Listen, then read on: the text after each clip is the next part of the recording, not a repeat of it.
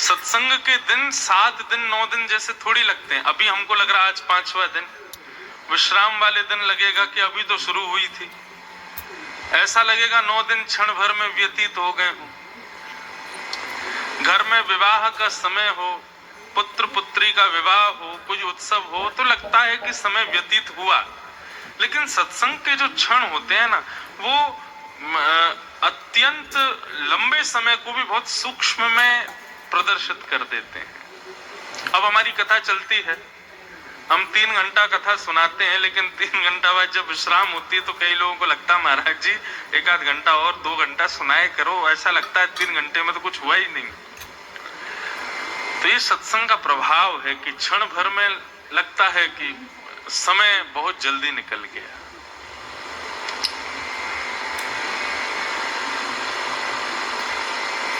लेकिन जब कथा का वियोग होता है, ना कथा विश्राम होगी, आप सब लोग अपने अपने घर को प्रस्थान करोगे, हम ऋषिकेश जाएंगे, हमारी ऋषिकेश में भागवत है। हम लोग, हमारे प्राण तो इसीलिए बच जाते हैं क्योंकि हम एक जगह कथा पूरी करके जा रहे हैं, दूसरी जगह फिर शुरू करनी है ना, इसलिए हमारे प्राण बच जाते हैं। नहीं तो कथा विश्राम करके और फिर घर जाना, लेट करके घूमते हुए पंखे को देखना, वो बहुत कष्टदायी लगता है। यहाँ तो कथा में नियम बन गया, सुबह उठना है, महादेव को देखना है, अभिषेक करना है, कथा सुननी, रात्रि का पूरा नियम बन जाता है, 9 दिन का सुखद। उसके बाद उस नियम की फिर स्मृति जो होती है वो फिर कैसी होती है, जो गोपियां गोपी गीत में कहती हैं, त्रुटि युगायते त्वाम पश्यताम। एक क्षण का समय फिर 3-3 युग के समान बीतता है। वो एक क्षण भी ऐसा लगता है कि मानो कितना लंबा समय बीत गया। ऐसी सत्संग में रुचि बनना बंधुओं, ये इस बात का प्रतीक है कि श्री राघव हमसे प्रसन्न हैं, श्री राम जी हमसे खुश हैं।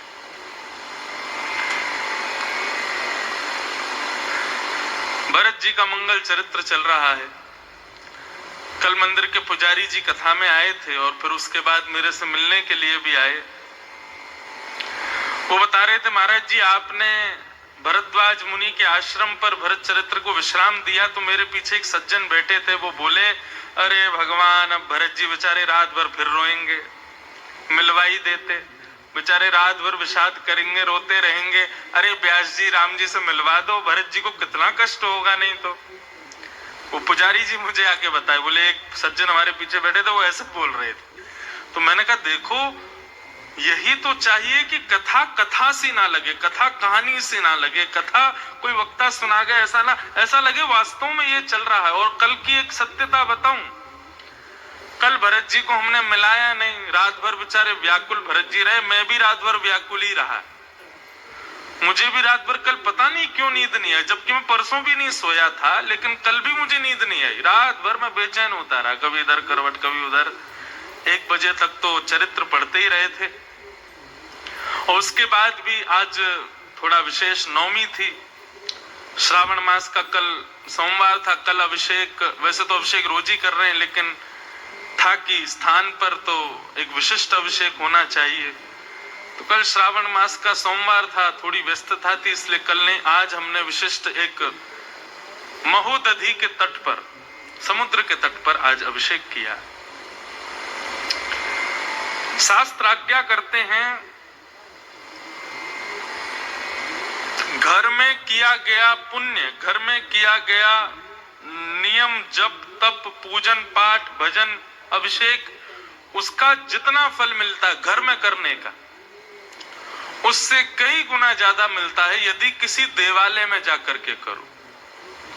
देवालय में करने का जितना फल मिलता है उससे कई गुना ज्यादा फल मिलता है नदी के किनारे जाके करो।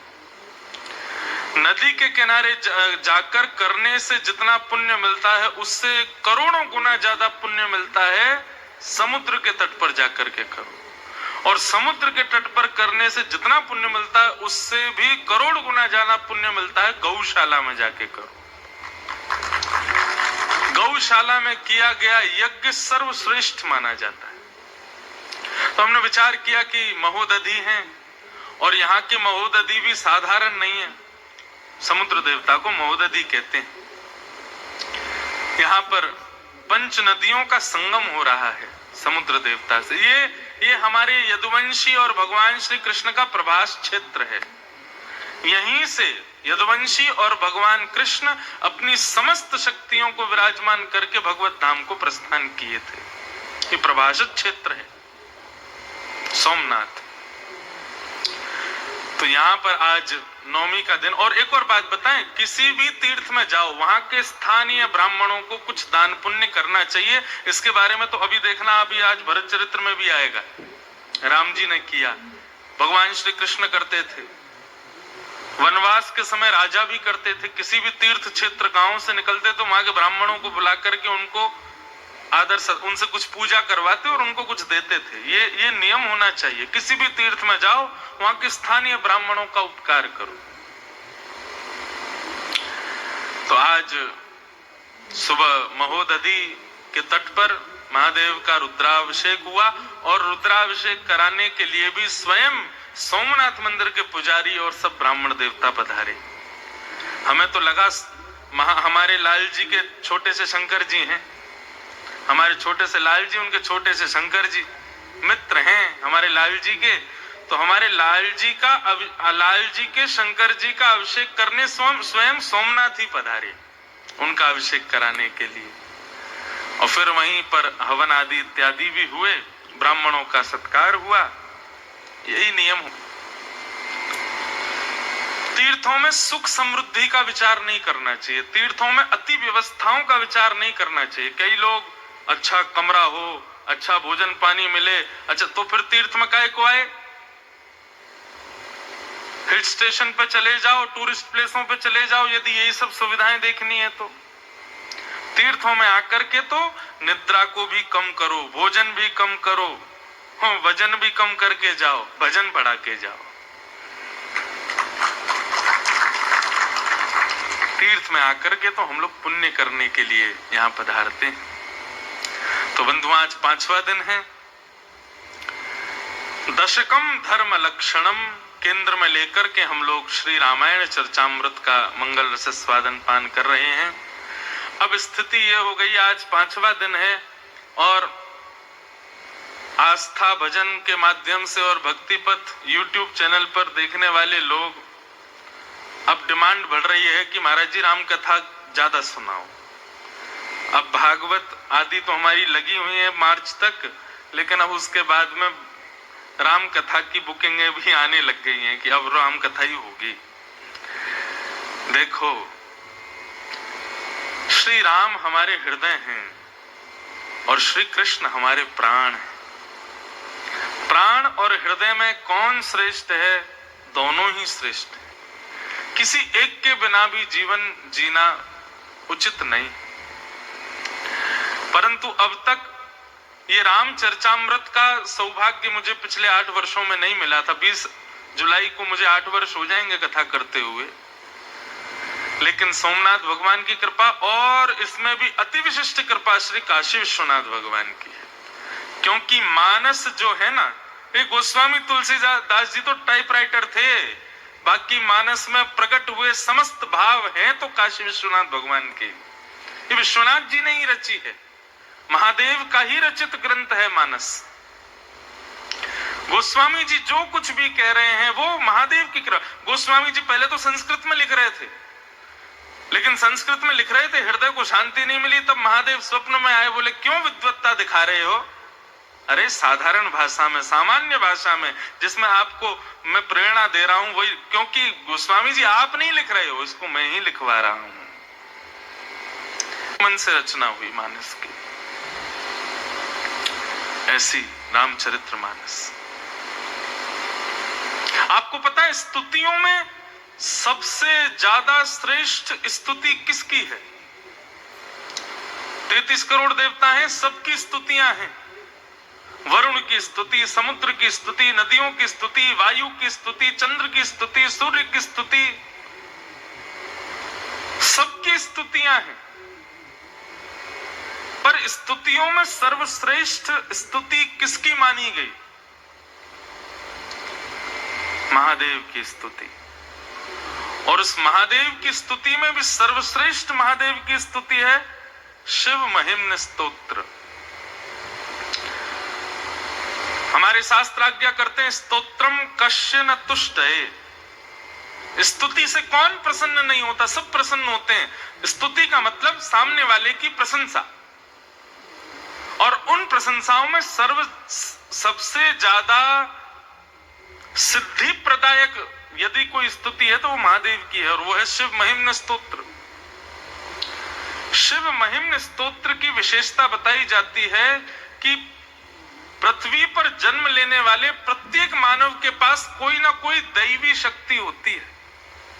मेरे पास भी है, आपके पास भी, हम सबके पास। इस संसार में जन्म लेने वाला कोई भी व्यक्ति ऐसा नहीं है जिसके पास कोई दैवी शक्ति ना हो, जिसके पास कोई गुरु प्रदत्त शक्ति ना हो, जिसके पास कोई वंश प्रदत्त शक्ति ना हो। हम सब शक्ति युक्त हैं, बस अज्ञानवश अपनी उस शक्ति को पहचान नहीं पाते। हम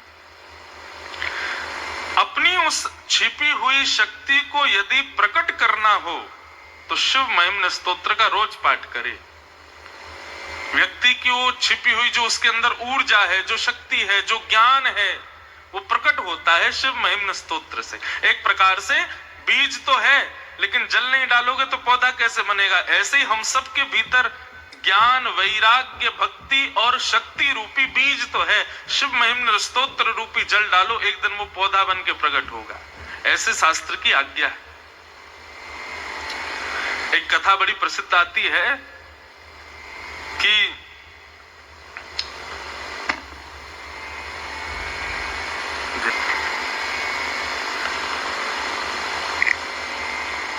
क्या बता रहा था मैं? शिव महिम्न। हाँ, तो एक बड़ी प्रसिद्ध कथा आती है। एक राजा था, थोड़ी शंकर जी की महिमा भी सुन लो। भरत जी, लक्ष्मण जी, राम जी, शंकर जी कहेंगे हमारे क्षेत्र में आने, हमारी प्रशंसा कर दो। तो एक राजा था, शंकर जी का बहुत बड़ा भक्त था। उसके मन में विचार आया कि मैं शंकर जी की नित्य उपासना करता हूं, बिल्व पत्र अर्पित करने के लिए बाहर से मंगाने पड़ते हैं। उसने एक बगीचा बनाया और पूरे बिल्व पत्र ही उसमें लगा दिए, पुष्प आदि सब वहीं प्रकट होते थे। राजा अपने ही बगीचे के बिल्व पत्र पुष्प आदि तोड़ करके स्वयं लेकर के जाता और महादेव को अर्पित करता था। उसी नगर में महादेव का एक दीनहीन सा भक्त भी रहता था। उसके मन में विचार आया कि भाई शंकर जी की उपासना हम भी करते हैं, बिल्व पत्र आदि की थोड़ी कभी कभी कहीं मिलते नहीं, लेकिन राजा के बगीचे में रोज मिलते हैं, क्यों ना वहीं से ले लिया जाए। तो वो क्या करता, राजा के भी आने से पहले वो दीनहीन सा भक्त बगीचे में घुस जाता और सारे बिल्व पत्र पुष्प आदि सब इकट्ठे करके वो चढ़ाया था। राजा को बड़ा बुरा लगता, बगीचा मेरा, मेहनत मेरी, सब कुछ मेरा, चढ़ा कोई और देता है। तो उसने सैनिकों को तैनात कर दिया, बोले बगीचे की रखवाली करो, देखो कौन तोड़ता है। वो जो भक्त था दीनहीन सा, उसके पास में एक विद्या थी, और वो विद्या ऐसी थी, ऐसी शक्ति थी कि वो अदृश्य हो जाता था। तो जैसे ही वो बिल्व पत्र आदि तोड़ने के लिए जाता और सैनिक उसको पकड़ने के लिए भागते, तुरंत वो अदृश्य हो जाता। सैनिक बड़े परेशान, बोले क्या करें? बोले राजा बड़ा डांटता है रोज कि भाई उसको पकड़ो, और उसको पकड़ने के लिए जाते हैं तो वो अदृश्य हो जाता है, क्या करें? पकड़ें तो पकड़ें कैसे, नहीं पकड़ें तो राजा हमको डांटते हैं। तब एक दिन राजा से जाकर के सब सैनिकों ने कहा, बोले महाराज ऐसा नहीं है कि हम उसके हितकारी हैं, हम उसको पकड़ना चाहते हैं, लेकिन वो अदृश्य हो जाता है। तो राजा बोला अदृश्य हो जाता है। तब राजा ने अपने गुरुदेव को जाकर के बात बताई, बोले कि एक व्यक्ति मेरे महादेव की उपासना में विघ्न डाल रहा है, सारे बिल्व पत्र पुष्पों को तोड़ करके ले जाता है, क्या करूं बताइए। गुरुदेव ने कहा कैसे उसको पकड़ा करो? बोले कि महाराज वो अदृश्य हो जाता है। अदृश्य होने की बात सुनकर के गुरुदेव समझ गए कि उसके पास में दैवी शक्ति है।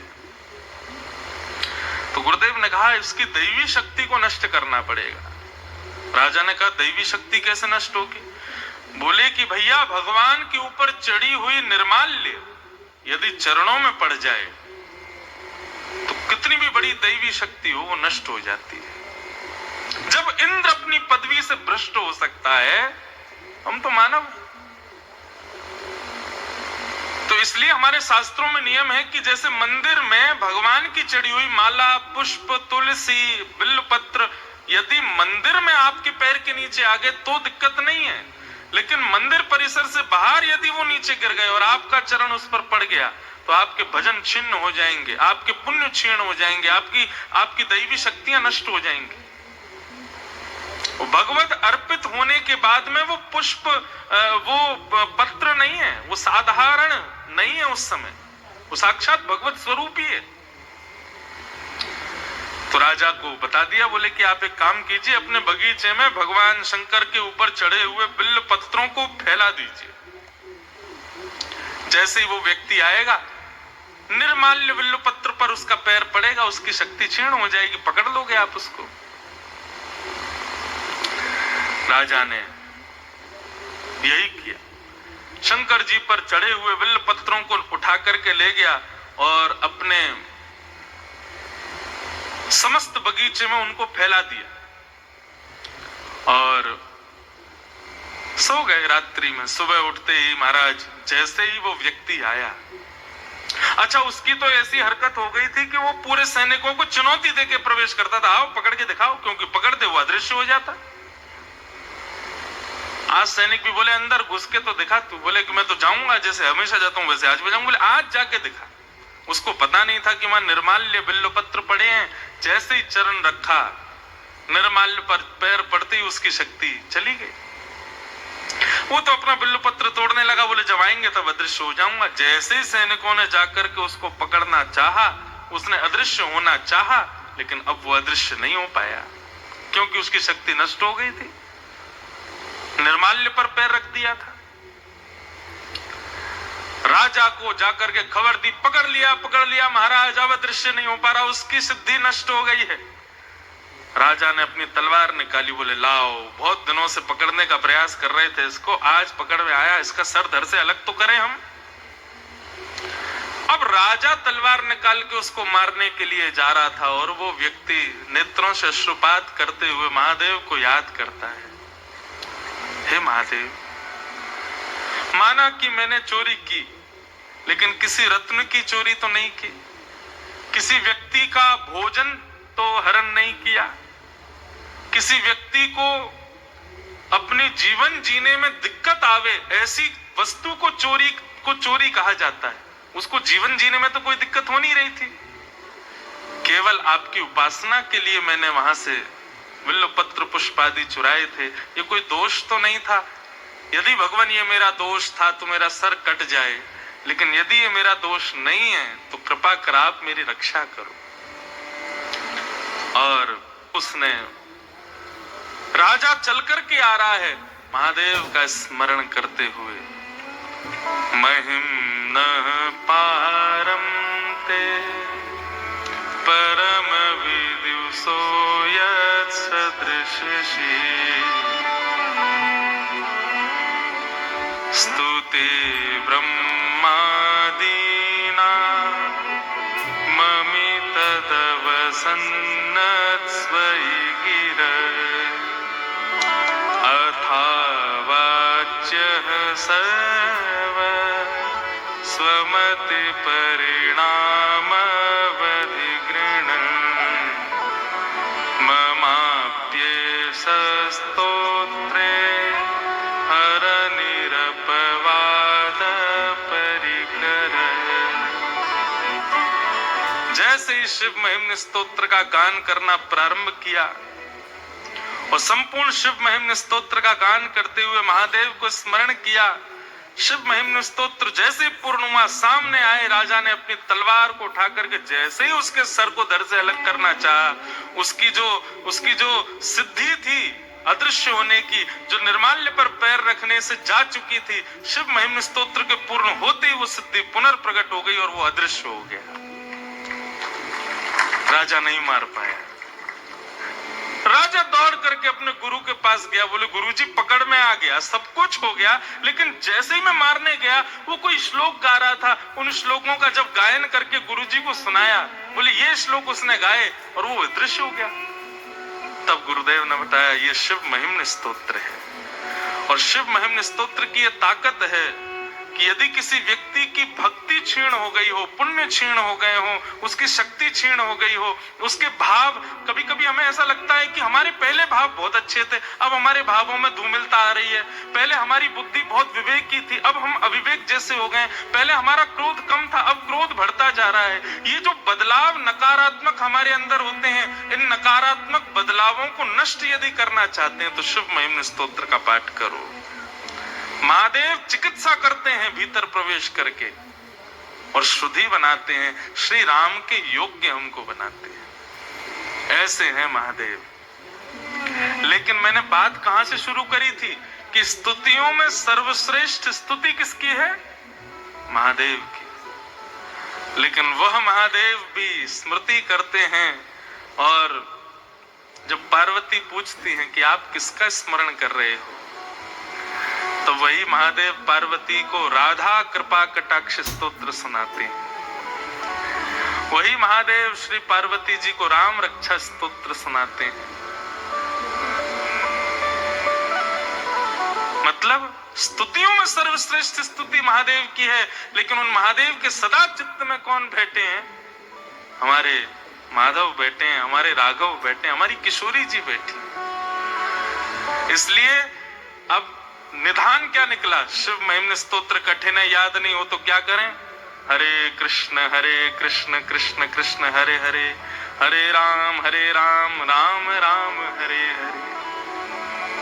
शिव महिम्न स्तोत्र हो, दुनिया भर की स्तुतियां हो, सबका सार ये मंत्र ही हैं, इनका आश्रय। ऐसे हमारे राघव का स्मरण करते हैं महादेव। तो आइए अब आज के प्रसंग में चलें। 10 लक्षणों में आज 5वां लक्षण आता है शौचम। हम ज्यादा इस पर आज चर्चा थोड़ी कम करेंगे क्योंकि प्रसंग आज बड़ा है भरत चरित्र का। शौचम यानी कि पवित्रता। अब श्री राम जी के संदर्भ में पवित्रता आप किस भाव से लोग, जिनका नाम ही पवित्र है, जिनका रूप ही पवित्र है, जिनका स्मरण ही पवित्र है, नाम रूप दर्शन तो बहुत दूर की बात है, याद कर लो राम जी को तो पवित्र हो जाओ। जिनको याद करने मात्र से व्यक्ति पवित्र हो जाता, उनकी पवित्रता का कहां तक बखान करें। लेकिन फिर भी श्री रामचंद्र जी के मंगल पवित्रता की बात की जाए तो पवित्रता में आप किसको लेते हो? शारीरिक पवित्रता की मानसिक पवित्रता? हमारा अध्यात्म जो है वो शारीरिक स्थिति को ज्यादा केंद्र में नहीं लेता, मानसिक स्थिति को ज्यादा लेता है। कर्माबाई तो नहाती भी नहीं थी, बिना नहाए धोए खिचड़ी बना रही थी भगवान के लिए। पिताजी कह के गए, कर्मा हम तीर्थ यात्रा करके आए, तब तक गोपाल जी को भोग लगा के ही पाना, लेकिन ये नहीं कह के गए नहा धो के भोग लगाना। बिना नहाए धोए सुबह उठ करके कर्मा बाई झूठे मुंह झूठे हाथ खिचड़ी बनाती है, और उस खिचड़ी को खाने के लिए स्वयं जगन्नाथ जी आते हैं। इसका मतलब कि शारीरिक पवित्रता एक प्रकार से संसार को रिझाने के लिए है, महादेव को रिझाने के लिए नहीं, राम को रिझाने के लिए नहीं। ये जो हम चटकदार कपड़े पहनते हैं, बढ़िया तिलक लगाते हैं, दुनिया भर के कुर्ता पहन के परफ्यूम लगा घूमते हैं, इससे थोड़ी रीझते होंगे राम जी?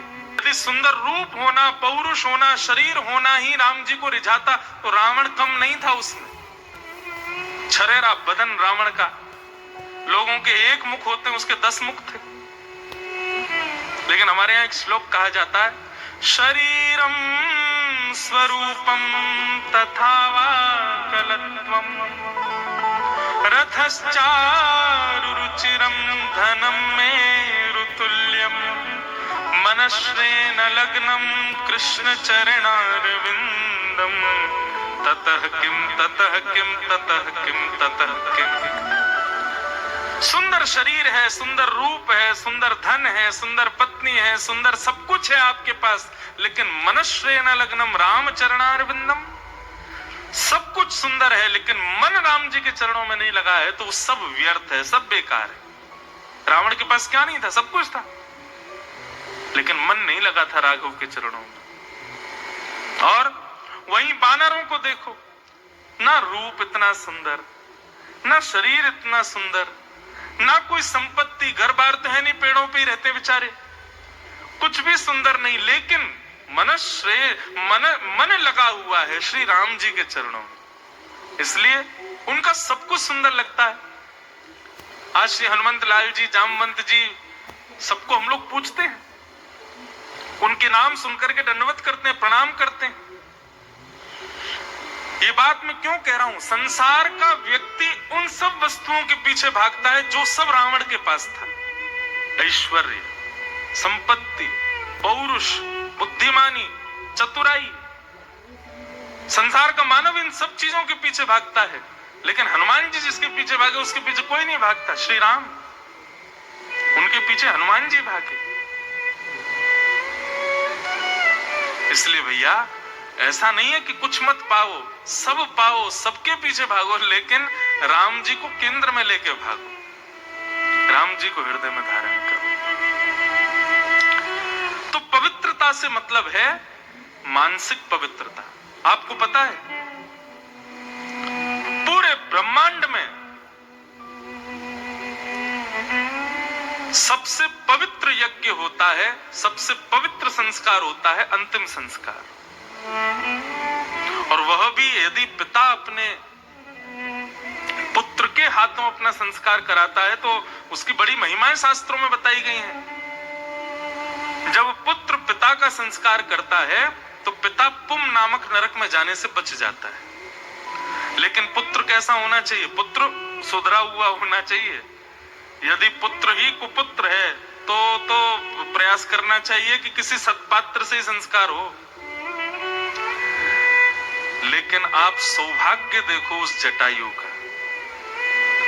महाराज दशरथ के यहां जन्म लेने के बाद भी राम जी से उनका संस्कार नहीं हुआ, लेकिन जटायु जो उनके कुल का नहीं, खानदान का नहीं, जाति का नहीं, वर्ण का नहीं, कहां तक कहोगे मानव नहीं था वो।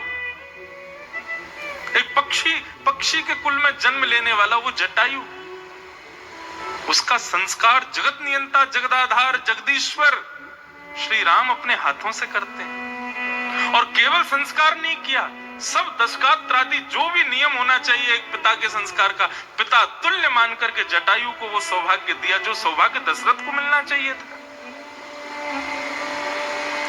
कारण केवल एक, भक्ति को अज्ञान हरण करके ले जा रहा था, उस भक्ति को बचाने का प्रयास किया जटायु। अज्ञान से मुक्त करने का प्रयास किया जटायु ने, केवल भक्ति की रक्षार्थ प्राण गवाए, इसलिए राम जी ने उसका संस्कार किया। इससे ज्यादा पवित्रतम भाव श्री राम जी का मुझे कहीं नहीं दिखा। अभी आज भरत चरित्र में भी एक दो भाव ऐसे आएंगे कि आप पिघल जाओगे, कितने पवित्र हृदय वाले हैं हमारे राम जी।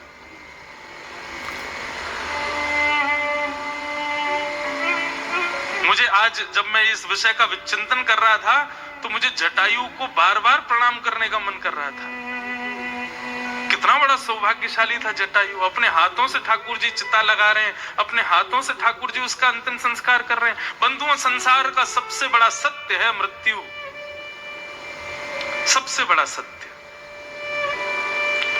क्योंकि मृत्यु के समय पर कितना भी बुरा आदमी हो सब उसकी प्रशंसा ही करते हैं, कितना भी दुष्ट हो चार लोग उसकी प्रशंसा ही करते हैं।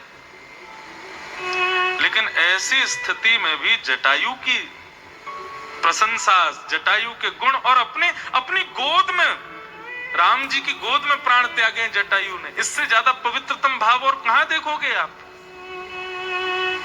राम जी हृदय के बड़े पवित्र हैं। लक्ष्मण से कहते हैं, लक्ष्मण मैंने अपने पिता का संस्कार नहीं किया, लेकिन जब मेरे हाथों में जटायु ने प्राण त्यागे तो मेरे मन में भाव आया शायद मेरे पिता ही हूं, मैं इनका संस्कार करूंगा। और एक पुत्र के भांति समस्त संस्कार जटायु के किए। अरे कहां तक गए, आकाश से देवताओं ने पुष्प वर्षण किया जटायु के संस्कार पर। श्री राम जी संस्कार कर रहे हैं। ऐसे परम पवित्र श्री राम जी को हम प्रणाम करते हैं, जिनका हृदय इतना निर्मल है, इतना पवित्र है। यही पवित्रता का दर्शन होता है कृष्णावतार में। यहाँ पर जटायु को पिता तुल्य मानते हैं राम जी, और वहां तो अद्भुत ही हो गया, द्वापर में कृष्ण पूतना को मां के रूप में देखते हैं। कंबा दयालुम शरणम ब्रजेम अहो वकीयम स्तन कालकूटम जिघांक्षयापा यदप्य साध्वी लेभे गतिम धातृचिताम ततोन्यम कंबा दयालुम शरणम ब्रजेम। देवताओं ने हट कर लिया, बोले आपने पूतना को सदगति क्यों दी, हमें ये बताओ। उसका नाम अच्छा नहीं, काम अच्छा नहीं, जाति अच्छी नहीं, गुण अच्छे नहीं, आपके पास आने का कारण अच्छा नहीं, मारने के लिए आई थी आपको, और आपने उसको सदगति दे दी, क्यों? तो भगवान टेढ़ी सी नजर करके बोले स्तनम दत्वा सदगतिम। लोग अस्त्र शस्त्रों से मारते हैं, लेकिन पूतना का मारने का तरीका हमको बढ़िया लगा। बोले क्यों? बोले जिस प्रकार माँ अपने पयोधर का पान कराती है, बालक को वात्सल्य भाव जब उमारती है तब उसके पयोधर से दुग्ध आता है, इस प्रकार पूतना मुझे अपने पयोधर पर लपेट करके बैठी थी, तो जिस समय उसने अपना पयोधर मेरे मुख में दिया ना, तो मेरे मन में क्षण भर के लिए उसके प्रति मातृ भाव आ गया। इसलिए मुझे लगा ये कुछ भी हो, इसके सारे दोष गुणों को छोड़ो, इसको सदगति दो। और यशोदा की गति प्रदान की, मातृ गति भी नहीं, यशोदा की गति दी पूतना। कितने दयालु हैं ठाकुर जी, कितने करुणावंत हैं, कितने पवित्र हैं हृदय से। ऐसे परम पवित्र श्री राम जी को हम बारंबार प्रणाम करते हैं। और आज के मंगल प्रसंग में प्रवेश करते हैं। श्री भरत जी महाराज समस्त अयोध्या वासियों के साथ में राम जी से मिलने के लिए और राज तिलक करके वापस अयोध्या लाने के लिए जा रहे हैं।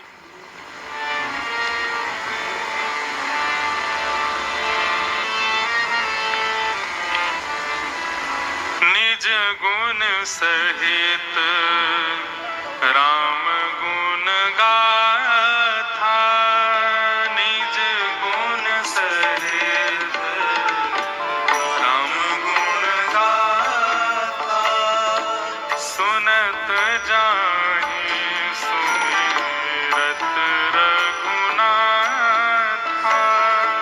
सुनत जाहि सुमिरत रघुनाथा, तीरथ मुनि आश्रम सुर धामा, तीरथ मुनि आश्रम सुर धामा, निरखि निमज्जन करहि प्रणामा, निरखि निमज्जहि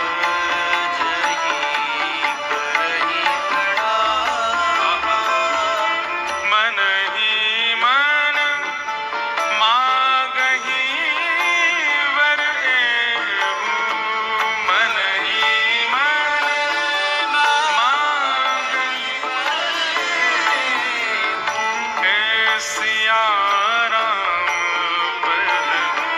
पदम स्नेहु, सिया राम पदम स्नेहु, हे सिया राम पदम स्नेहु, सिया राम पदम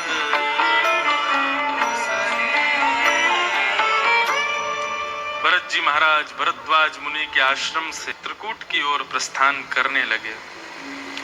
राम जी के गुणगानों को सुनते हुए और उन्हीं का स्मरण करते हुए, जब भरद्वाज ऋषि ने बताया कि संकल्प लेते समय भरत खंडे सुनते ही राम जी के हाथ कांपने लगते थे। भरत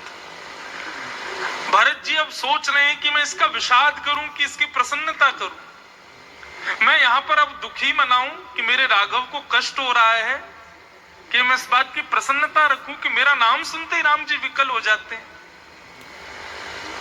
लेकिन श्री भरत जी महाराज बस अंतःकरण से श्री राघव का स्मरण करते हुए आगे बढ़ने लगे। और स्थिति यहाँ पर गोस्वामी जी वर्णन करते हैं कि भैया मार्ग में जहां कहीं भी छोटे बड़े स्थान, मंदिर या कुछ भी, जैसे ग्राम देवता भी यदि मिल जाते थे, किसी बट वृक्ष के नीचे कोई छोटे से ग्राम देवता हैं, 2-4 लोग उन्हीं का पूजन करते हैं, वो भी यदि भरत जी को दिख जाते थे तो भरत जी उनको भी दंडवत प्रणाम करते और सबसे एक ही वरदान मांगते थे, क्या?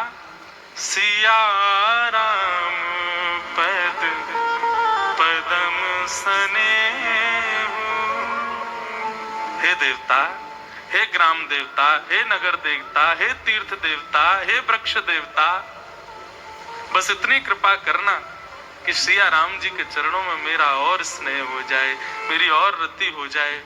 कई बार अयोध्या के लोग चलते चलते किसी ग्राम देव को छोड़ भी देते, लेकिन भरत जी तब भी प्रणाम करने जाते। कोई रह ना जावे, कोई पवित्र नदी दिखती, कोई पवित्र स्थान, बस झूठे को कोई बोल दे कि यहाँ एक देव है, यहाँ एक पवित्र नदी है, भरत जी तुरंत कूद जाते और स्नान करके तुरंत उस स्थान से वरदान मांगते कि सिया राम जी के चरणों में मेरा प्रेम हो, ऐसी कृपा करना।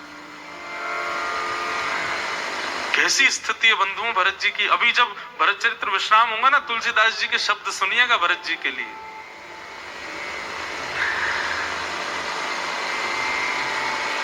सब जगह प्रणाम करते हुए जा रहे हैं। मिले ही किरात कोल बनवासी, बेखानस बटु जति उदासी।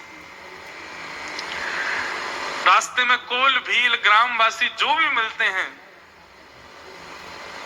सबको भरत जी महाराज खूब स्नेह देते हैं। और अकेले भरत जी नहीं, सब अयोध्यावासी, यदि कोई नहीं भी देता तो भरत जी पकड़ के लाते, बोले इसको प्रणाम कर, राम जी यहां से इससे मिलके गए हैं। इस प्रकार सब कोल भीलों से और सबको हृदय से लगा लगा करके भरत जी ने सबको प्रणाम किया। तभी राम सखा ते समय दिखावा, शैल शिरोमणि सहज सुहावा। जासु समीप सरित पे तीरा, सिय समेत बसही दो वीरा।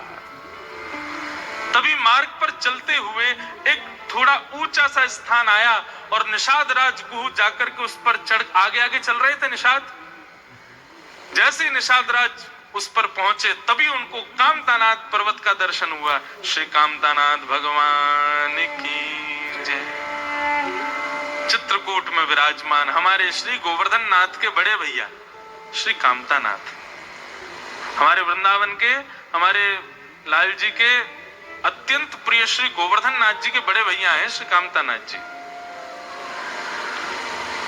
जैसे ही उस सुंदर पर्वत का दर्शन हुआ, तुरंत निषाद ने आवाज लगे, भरत भैया जल्दी आओ, शत्रुघ्न भैया जल्दी आओ, कुछ दिखाऊं आपको। जैसे ही भरत जी पहुंचे, भरत जी ने उस पर्वत को देखा और विशाल कामतानाथ पर्वत के ऊपर जब राम जी की परम कुटी को देखा, अभी राम जी नहीं दिखे बंधुओं। स्थिति प्रेमी की ऐसी कि जिससे वो प्रेम करता है उस प्रेमी को जो प्रिय है, वो प्रेमी जहां से निकला है, जिस स्थान पर बैठा है, जिस स्थान का स्पर्श किया, उसके लिए सब उस प्रेमी के समान ही है।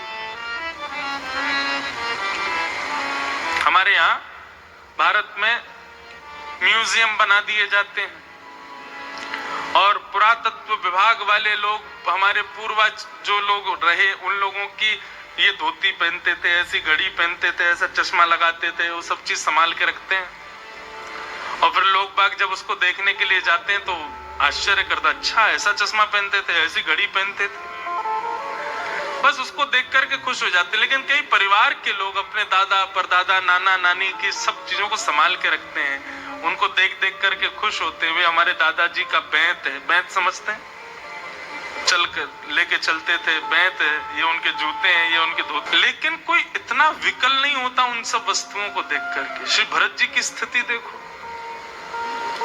कोई कह देता राम जी यहाँ क्षण भर बैठे थे तो श्री भरत जी महाराज लेट जाते थे उस स्थान पर कि मेरे राघव यहाँ बैठे थे। चलते चलते आज निषाद राज ने जब दिखाया कि देखो भरत भैया, वो कामतानाथ पर्वत के ऊपर जो कुटिया दिखाई दे रही है, सुंदर बगीचे दिखाई दे रहे हैं, उस बगीचे के मध्य में एक कुटिया, पर्ण कुटी दिखाई दे रही है, ये हमारे श्री राघव की कुटिया है। हाँ,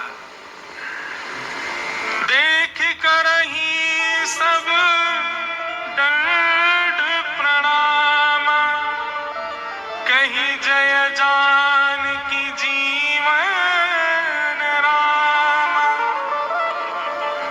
प्रेम मगन अस राज समाजू, जन फिर अवध चले रघुराजू। भरत जी महाराज ने जैसे कुटिया को देखा, दंडवत प्रणाम किया, दूर से दंडवत प्रणाम करने लगे। ये शास्त्रों की आज्ञा है बंधुओं।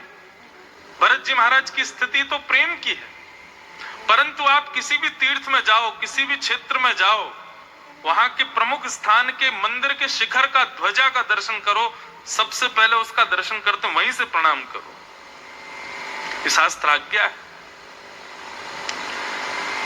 भरत जी के लिए मंदिर से कम नहीं है वो कुटिया। भरत जी महाराज वहीं लेट गए, वहीं से दंडवत प्रणाम करने लगे। भरत जी को देख सारे अयोध्यावासी वहीं से दंडवत प्रणाम करने लगे और सब जय जयकार, कही जय जानकी जीवन राम, जानकी जीवन श्री रामचंद्र महाराज की, ऐसा जय जयकार सब अयोध्यावासी करने लगे। सब आनंदित हो गए, मचलने लगे, बोले भैया अब जरूर राम जी, बस कुछ ही देर की बात है, मिलने वाले हैं, दिख जाएंगे हमारे राम जी। जैसे हमारी गोपियों की स्थिति गोपी गीत में बताई जाती है कि गोपियां विधाता से कहती हैं, अरे विधाता तूने ये पलक क्यों बनाई, क्या तुझे पता नहीं था श्याम सुंदर हमारे सामने आने वाले हैं? श्याम सुंदर जब सामने आते हैं, उस समय जब हमारी पलकें जब झपकती हैं, तो एक क्षण से भी कम समय के लिए झपकी हुई पलक त्रुटिर्युगायते त्वाम पश्यताम, 3 युग के समान लगती हैं। ऐसे ही सब अयोध्या वासियों की स्थिति, सब अयोध्यावासी कह रहे हैं भैया अपने हाथ मुंह धो लो, आंखों को साफ कर लो। बोले क्यों, राम जी जल्दी दिखने वाले हैं, कहीं ऐसा ना हो राम जब सामने आए उस समय ये निगोरी पलक हमारी झपक जाए।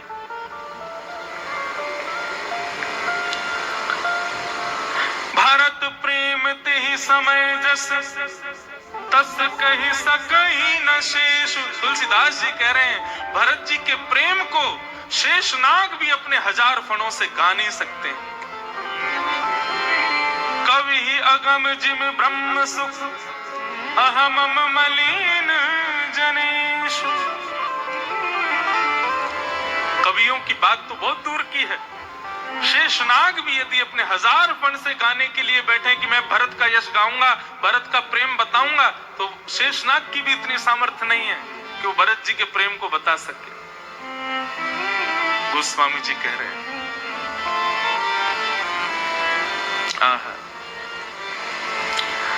ये तो थी अयोध्या। अच्छा, अब यहां से आगे भरत जी चल करके नहीं गए, सब चल करके जा रहे हैं, लेकिन जहां से पर्ण कुटी दिखी है राघव की, भरत जी वहां से चल करके नहीं गए, दंडवत प्रणाम करते हुए जा रहे हैं, जिसको हम दंडवती परिक्रमा कहते हैं ना।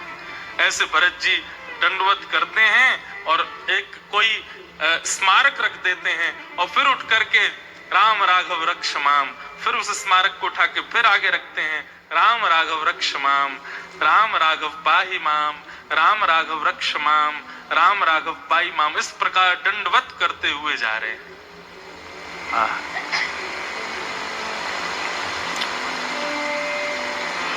ये तो थी अयोध्या वासियों की स्थिति, लेकिन वहां चित्रकूट पर्वत के ऊपर क्या हो रहा है वो स्वामी जी वर्णन कर रहे हैं। राम रजनी अवशेष, राम रजनी अवशेष, जागे सिय सपन रस देखा, जागे सिय सपन रस देखा,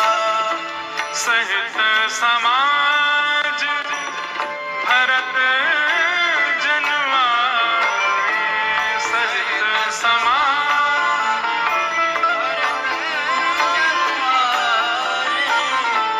नाथ वियोग आप तन पाए।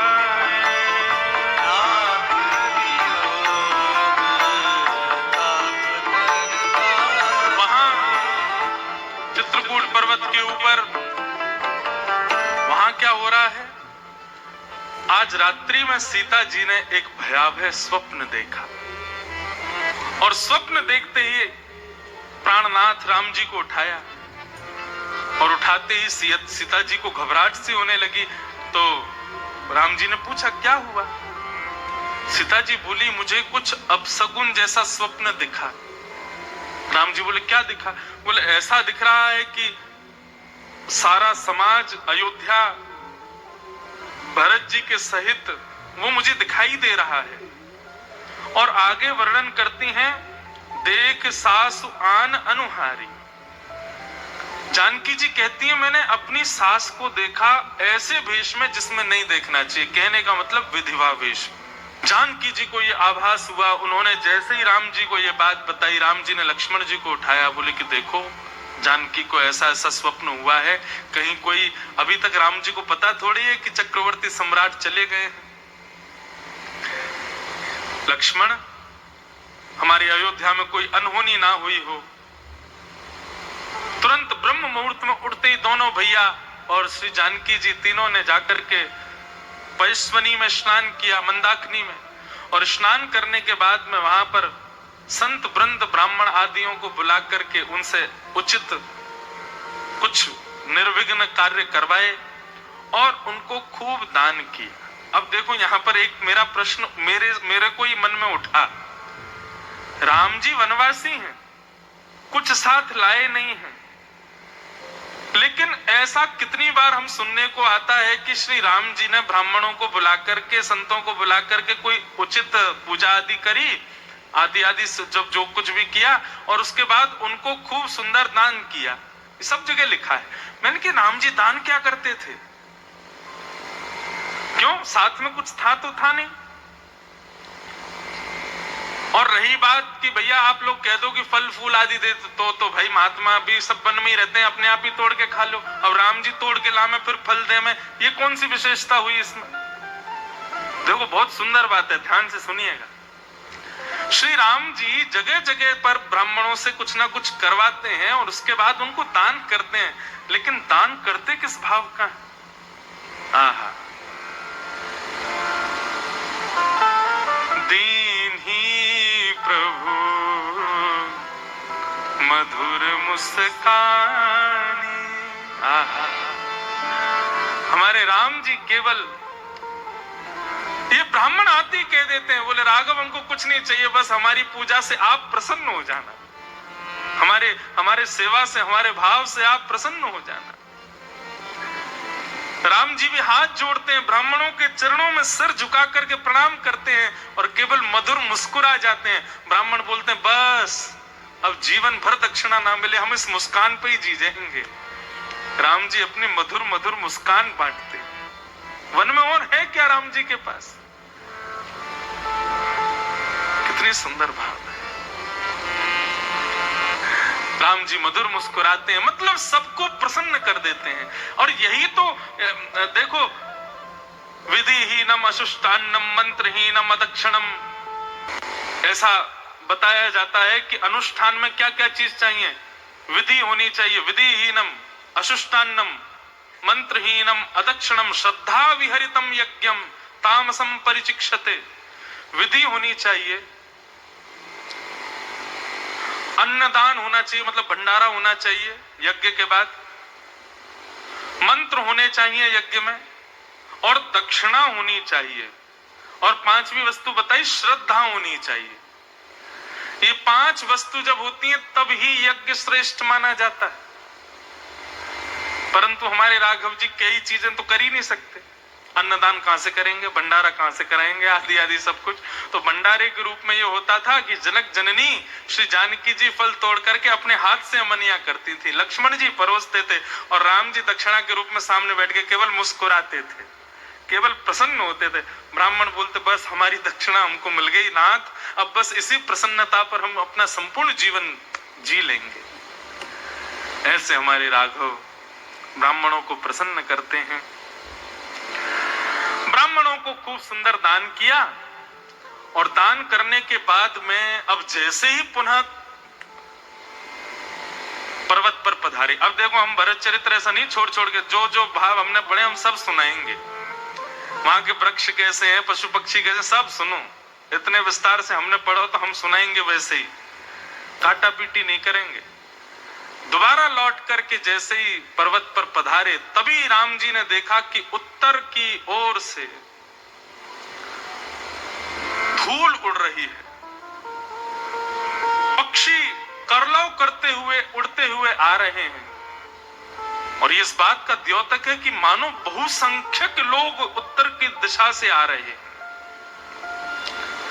राम जी बोले लक्ष्मण ये सामने, क्योंकि आज भी अगर आप चित्रकूट जाएंगे तो देखेंगे कि थोड़ी दूर तक कोई पहाड़ी नहीं, बीच में कामतानाथ जी और नीचे पूरी हरियाली, पूरा वन है। तो बोले वन्य प्रदेश में उत्तर की ओर ऐसा क्यों लग रहा है कि खूब धूल उड़ रही है, ऐसा लग रहा है कि बहुत पशु पक्षी उड़ रहे हैं, कुछ ऐसा लग रहा है बहुत संख्या में लोग आ रहे हैं, उत्तर में अयोध्या है। लक्ष्मण थोड़ा सावधान हो जाओ, कुछ संकेत मिल रहा है। तभी लक्ष्मण जी को संकेत मिला कि महाराज भरत पधार रहे हैं और समस्त सेना के सहित आ रहे हैं। लक्ष्मण जी को लगा कि ये भरत भैया क्यों आ रहे हैं, आ रहे हैं तो सेना लेकर के क्यों आ रहे हैं। बोले निश्चित ही ये हम दोनों भाइयों को वन में मारने के लिए आ रहे हैं, निष्कंटक राज्य करने के लिए आ रहे हैं। लक्ष्मण जी ने तुरंत अपने बाणों को और तीरों को संभाला और आज प्रतिज्ञा करते हैं, वर्णन आता है मानस में, आज महादेव भी यदि बचाने के लिए आएंगे तो वो भरत भैया को मुझसे बचा नहीं पाएंगे। जैसे ही कंपायमान होने लगे लक्ष्मण जी, इतने में ही देववाणी हुई, आकाशवाणी हुई और आकाशवाणी में देवताओं ने कहा लक्ष्मण जी थोड़ा विचार कीजिए, आप जो सोच रहे हैं वैसा कुछ नहीं है। भरत जी को आने तो दीजिए, आप पहले से ही प्रतिज्ञा मत लीजिए, आप सौगंध मत खाइए रघुनाथ जी की, किस भाव से कैसे आ रहे हैं ये सब विचार करो। सुनि सुर वचन लखन सकुचाने, राम सिय सादर सन्माने।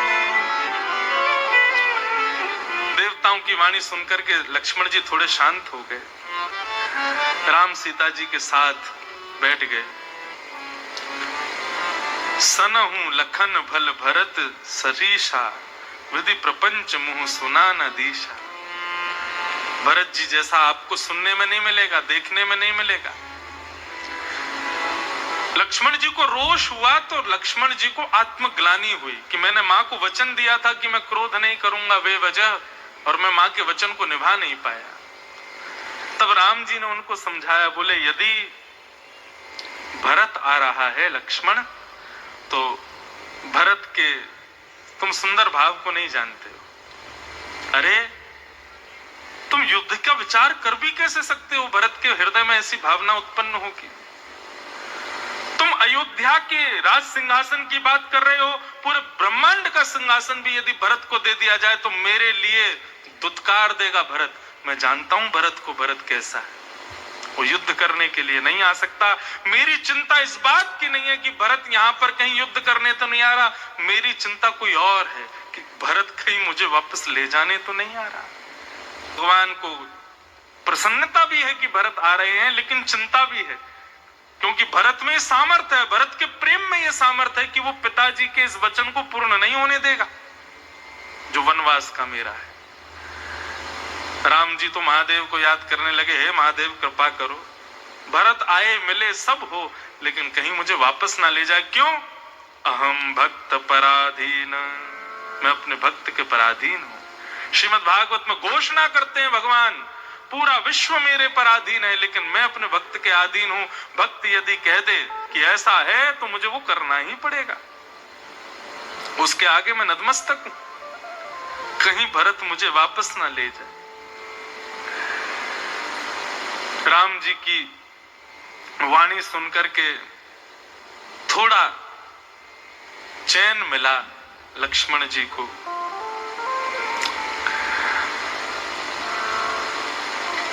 तभी केवट भी था भरत जी के साथ में। थोड़े और समीप पहुंचे तो कामदगिरी पर्वत पर और सुंदर कुटिया का दर्शन होने लगा। केवट ने भगवान की कुटिया का दर्शन कराया। तब केवट ऊंचे चढ़े धाये, कहू भरत सुन भुजा उठाए। नाथ देखि अहि विटप विशाला, पाकर जब रसाल तमाला।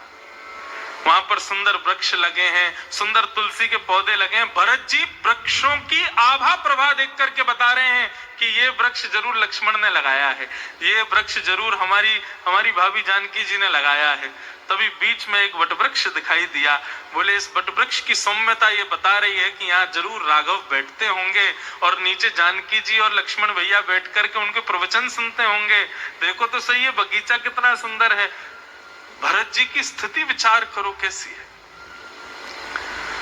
अब ऊपर से लक्ष्मण जी और राम जी भी देख रहे हैं नीचे, लेकिन इतने समीप नहीं है कि भरत जी को वो दिख जाएं।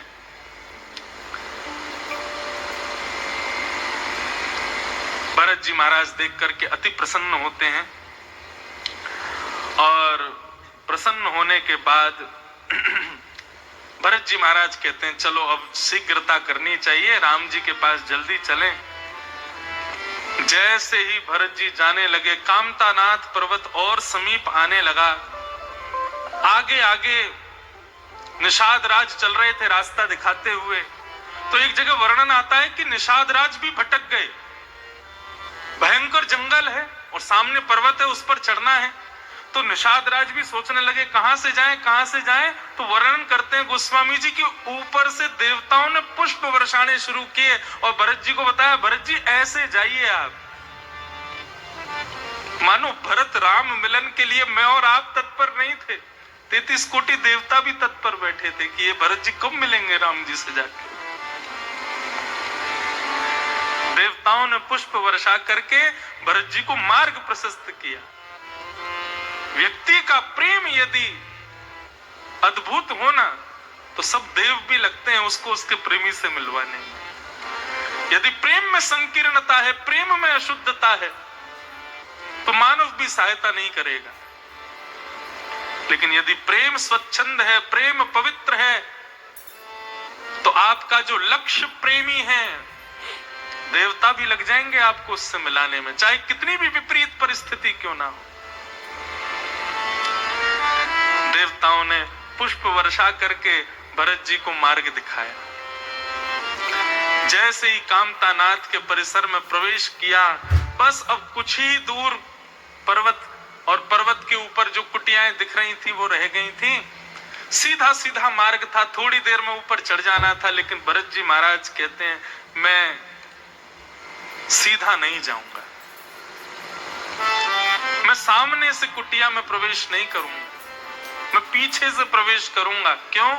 क्योंकि मैंने ऐसे कृत्य किए हैं, मैं राम जी के सन्मुख स्पष्ट जाने योग्य नहीं हूं। निषाद राज और केवट कहते हैं बोले भरत जी यहां से आप ऊपर जाएंगे तो शाम तक पहुंच जाएंगे कुटिया पर, यदि घूम करके जाएंगे तो एक दिन एक रात्रि और लग जाएगी। आप पीछे के मार्ग से क्यों जाना चाहते हैं? भरत जी कहते हैं मैं योग्य नहीं हूं इतनी जल्दी राम जी। अब देखो तड़प भी रहे कि राम जी मिले मुझे जल्दी, लेकिन अपनी अयोग्यताओं के लिए कहते हैं कि मैं इतना योग्य नहीं कि इतनी जल्दी मिलूं, अभी और श्रम करना चाहिए। और सीधी बात तो यह है निषाद राज, मैं सीधे मुख्य द्वार से प्रवेश करूं इतना योग्य नहीं हूं मैं, मेरी वजह से वन में आए हैं, मैं मुझे सकुचाते हुए संकोचवश ऊपर पहुंचना चाहिए, इसलिए पीछे का मार्ग बताओ।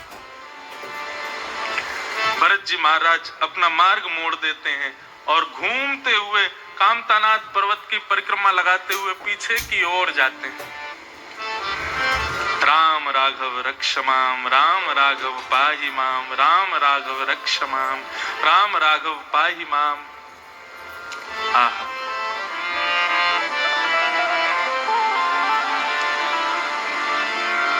देखी भरत गति अकथ अतीवा, देख भरत गति अकथ अतीवा,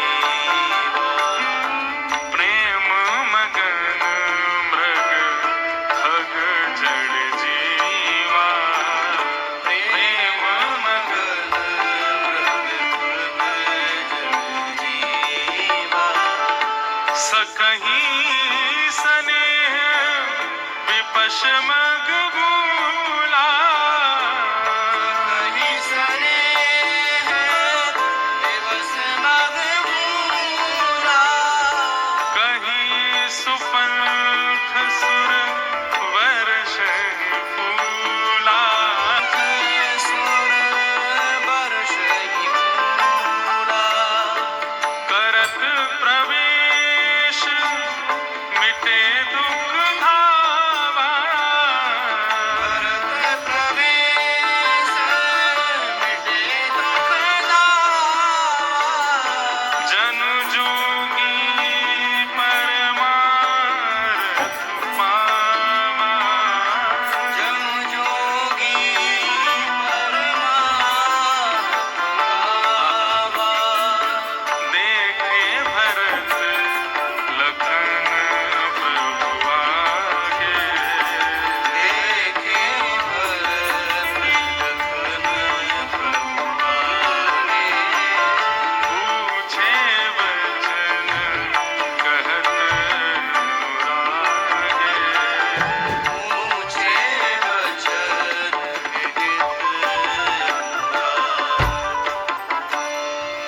इतना सुंदर वर्णन कर रहे हैं गोस्वामी जी कि देवताओं ने मार्ग दिखाया, भरत जी महाराज चलने लगे, भरत जी के प्रेम से खग मृग जड़ जीव सब प्रसन्न हो रहे हैं। इतने में ही भरत जी को ऊपर देखते हुए चल रहे हैं कुटिया की ओर, तभी लक्ष्मण जी दिखाई दिए भरत जी को। लक्ष्मण जी जैसे ही दिखे तो मानो जैसे बिहारी जी में कभी बिहारी जी के आगे पर्दा आ जाए और पर्दा आने पर जो दर्शनार्थी है वो उचक करके देखते हैं कि पर्दा के भीतर बिहारी जी हमको दिख जाएं, ऐसे ही लक्ष्मण जी के पीछे ठाकुर जी खड़े हैं, राम जी खड़े हैं, और लक्ष्मण जी के किनारे से राम जी का केवल पीत वस्त्र भरत जी को दिखाई दे रहा है। बस उस पीत वस्त्र को देख करके ही भरत जी महाराज विकल हो रहे हैं और बार बार उचक करके देख रहे हैं कि लक्ष्मण के पीछे खड़े हुए हमारे राम जी दिखाई दें। इस तरीके से खड़े हैं कि लक्ष्मण, ऐसा नहीं कि लक्ष्मण ने छुपा रखा राम जी को, ऐसे खड़े हैं कि राम जी भरत जी को दिख नहीं रहे, बस उनका उड़ता हुआ वस्त्र लक्ष्मण भरत जी को दिख रहा है, लक्ष्मण जी आगे दिख रहे हैं। और बस थोड़ी देर निहारते निहारते थोड़ी देर में राम जी ने एक पग आगे बढ़ाया और जैसे ही लक्ष्मण जी जो वादक से बन रहे थे, अच्छा अभी राम और लक्ष्मण को भरत नहीं दिख रहे, नीचे वन में से भरत जी देख रहे हैं। जैसे ही राम जी का रूप दिखाई दिया, थोड़े से आगे बढ़े हैं राम जी, वर्णन करते हैं कैसा स्वरूप है राम जी का। केवल कल वसन जटिल तनु श्यामा,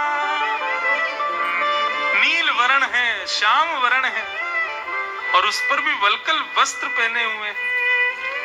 जनु मुनिवेश कीन रति कामा, अपने केशों को जटा बना रखा है ऊपर करके और मुनि वर्ग के रूप में श्री राघव दिख रहे हैं। लेकिन उस वनवासी भेष में भी राम जी ऐसे हैं कि करोड़ों करोड़ों काम भी उनके रूप को देख करके मोहित हो जाए।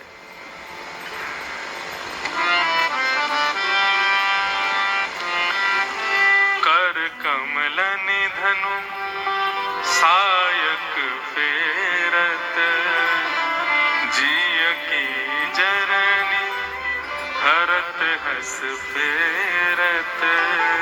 आहा, श्री राम जी नीलमणि हैं, पीत वस्त्र पहने हैं, अपने केशों को जटा बना करके कभी अपने धनुष बाण के तस्कर को ठीक करते हैं, कभी अपने धनुष बाण को ठीक करते हैं, और ठीक करके थोड़े से लक्ष्मण को देख करके मुस्कुराते हैं।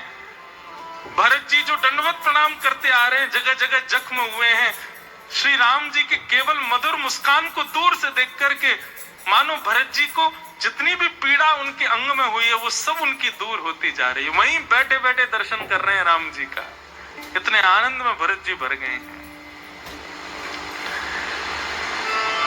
तभी निषाद राज ने आकर के कहा, दूर से ही देखते रहोगे, अब चलो भी समीप। बोले क्या करें, हमारे राघव हैं इतने प्यारे, हमारे राम हैं इतने सुंदर कि उनके रूप को देख करके ऐसा लगता है कि अति सामीप्य भी ना मिले। क्यों? क्योंकि भाई मानव है ना, ये बार बार आंखें बंद होंगी, पता नहीं क्या होगा, कैसी स्थिति होगी। दूर से देख करके इतना सुख मिल रहा है, लग रहा है सामने पहुंच गया तो मेरे प्राण बचेंगे नहीं।